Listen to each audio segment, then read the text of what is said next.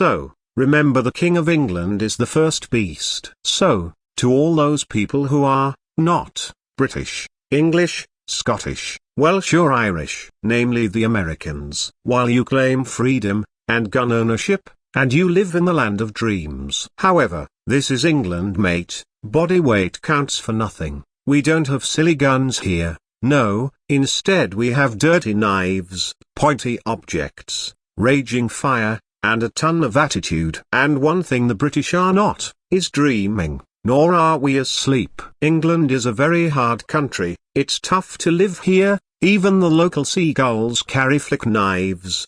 The land and British people are oppressed and governed. The British are still called or classed as servants, while the Americans claim to win the War of Independence and defeated the British. They failed to talk about 1812, when the British arrived with only 4,000 troops and burnt down all the government buildings, and then burned down the White House and left with a special relationship.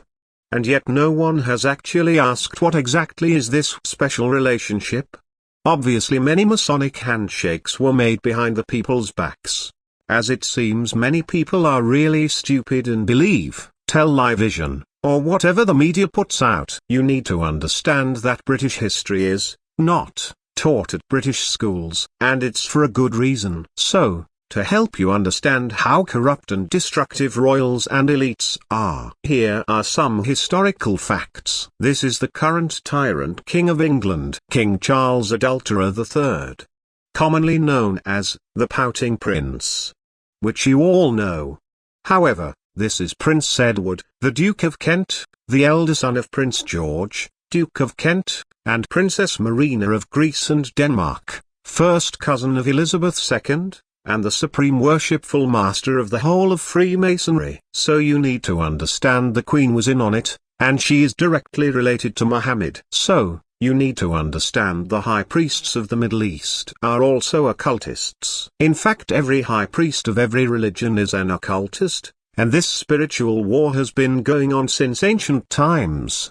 And the Queen knows exactly what Prince Edward, her cousin, is up to. Which brings the question, who has complete power? The King of England, or the Supreme Worshipful Master, the Duke of Kent? It is obviously the Duke of Kent who holds the keys to power, working out of public view and hardly talked about in the media. If it wasn't for King Alfred the Great, who effectively saved southern England from becoming pagan heathen Vikings, and split the country into two parts, the Midlands and North were pagan Viking Danelaw, and southern Wessex was Christian, which eventually wiped out the satanic pagan Vikings and united the country as Christian for a short while before the satanic Roman Holy Empire took over once again. And more importantly, this is his grandfather, King Edward, the very same King of England who was directly related to the German royal class, and who was best friends with Adolf Hitler and the Nazi regime. That's because the royal family are not and never were English. They are in fact German. Here are some famous photos of them together. However, what many people do not know is that King Edward himself told Adolf Hitler to bomb England to submission, and when the British people broke and surrendered, the king will execute the Nazi regime and rule with total authority. This would mean the king would dissolve parliament forever. The government, however, knew what the plan was and forced King Edward to advocate the throne, which the king did.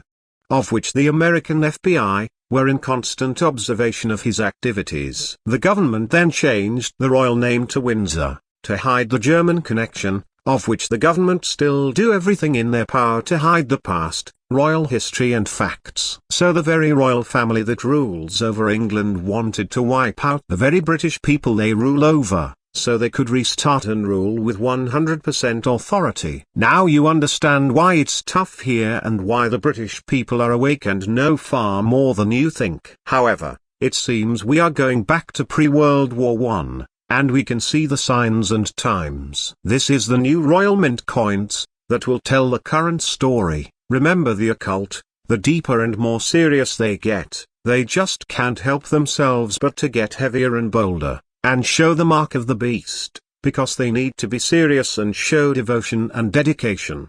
They will get even more bolder as time progresses.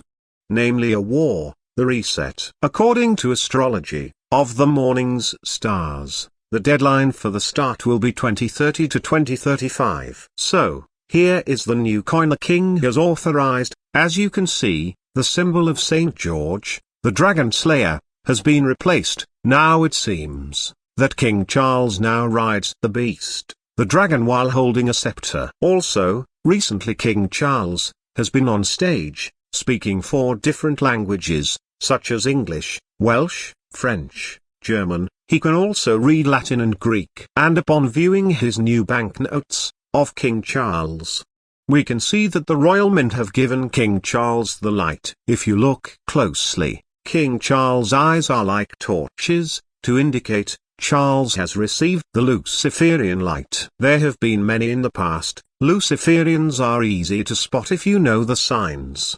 The eyes are like torches, or the eyes are like the sun. Also, kings do not wear crowns on minted coins. The crown that King Charles is wearing does not exist, but has been used many times before World War I. It is a symbol of supreme power, of which the advocated tyrant King Edward. His coins also, the very same unknown crown. While these are minor signs, to the uninitiated, they will simply overlook, or simply no one cares. And his son, Prince William, refused attendance on St. George's Day, saying he's not part of the Church of England. So, it would seem young William is very much corrupted too, with temptation of intellect on the ego. In other words, will drink of the cup till the intellect consumes him, when morals and right and wrong have no meaning or relevance. Another one sold on the idea of reincarnation, and his soul will rest in the celestial lodge, with his brothers, Saturn's rings. Next we have the new Britannia coin, which now shows both Hermes and Venus together. Britannia and Liberty. Liberty has no meaning in England, but an occultist will know exactly what is the meanings behind the new image. Again, minor signs that tell a bigger story of what is to come.